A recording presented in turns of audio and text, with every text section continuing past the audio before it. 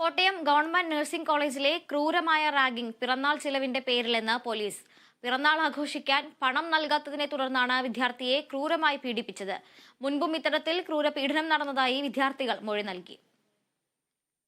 പിറന്നാൾ ആഘോഷിക്കാൻ പണം നൽകാത്തതിനെ തുടർന്നാണ് വിദ്യാർത്ഥിയെ സീനിയർ വിദ്യാർത്ഥികൾ ക്രൂരമായി റാഗിങ്ങിന് വിധേയമാക്കിയത്. മുൻപും മദ്യപിക്കുന്നതിന് വേണ്ടി ഇവർ പണം ആവശ്യപ്പെട്ടിരുന്നു.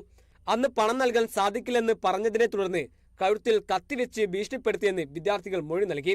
5 വിദ്യാർത്ഥികളുടെ മൊഴിയാണ് പോലീസ് രേഖപ്പെടുത്തിയത്. കേസിൽ കൂടുതൽ പ്രതികൾ ഇല്ലെന്ന് പോലീസ് വ്യക്തമാക്കി. നിലവിലുള്ള പ്രതികൾ തന്നെയാണ് കുറ്റകൃത്യം ചെയ്തിരിക്കുന്നതെന്നാണ് പോലീസ് അന്വേഷണത്തിൽ കണ്ടെത്തിയിരിക്കുന്നത്. പുറത്തുവന്ന ദൃശ്യങ്ങളുടെ അടിസ്ഥാനത്തിൽ പ്രതികളുടെ ഫോണിൽ കൂടുതൽ ദൃശ്യങ്ങൾ ഉണ്ടോ എന്നതും പോലീസ് പരിശോധിക്കും. ഇതിനായി പോലീസ് സൈബർ സെല്ലിന്റെ സഹായം തേടും. നിലവിൽ റാഗിംഗ് വിരുദ്ധ നിയമപ്രകാരവും ആക്രമിച്ച് പരിക്കേൽപ്പിച്ചതിനും ഭീഷണിപ്പെടുത്തി പണം തട്ടിയതിനുമാണ് പ്രതികൾക്കെതിരെ കേസെടുത്തിരിക്കുന്നത്. Kerala vision news, Kottayam.